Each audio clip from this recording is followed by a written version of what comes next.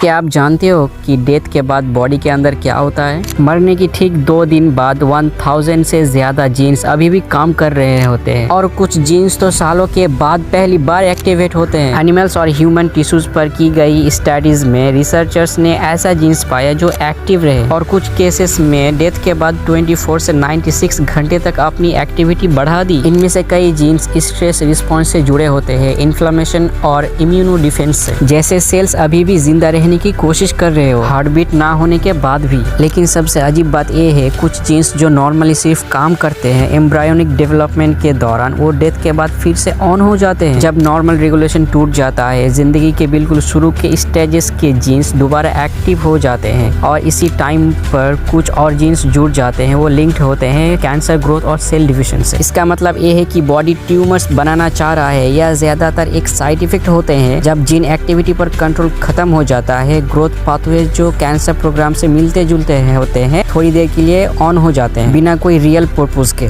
तो dead body in jeans को activate क्यों करती है? शायद इसलिए क्योंकि यहाँ कोई कॉन्सिक्यूस प्लान नहीं होता, यहाँ ऑटोमेटिक मॉलिक्यूलर प्रोसेस होते हैं और जब तक ये प्रोसेस चलते रहते हैं तब तक इन सेल्स में कुछ एनर्जी रहते हैं। जीन्स की एक अजीब organised after life activity create होती है और ये कुछ सीरियस क्वेश्चंस भी उठाता है। अगर जीन्स और सेल्स इतने दिनों तक एक्टिव रहते हैं क्या डेथ की हमारी डेफिनेशन बहुत सिंपल है? और इसका ऑर्गन ट्रांसप्लांट और ऑर्थोस्पाई के लिए इसका क्या मतलब है? जहां डेथ के बाद टाइमिंग सेफ्टी को बदल सकते हैं और हम बॉडी के फाइनल मैसेजेस को कैसे समझते हैं। डेथ लगता है एक क्लीन और अचानक रुकना नहीं होता, layer by layer shut down होता है। ब्रेन के शांत हो जाने के काफी बाद भी बॉडी अपनी लास्ट इनविजिबल बैटल्स को लड़ रही होती है जीन्स के लेवल तक, बिल्कुल डीप।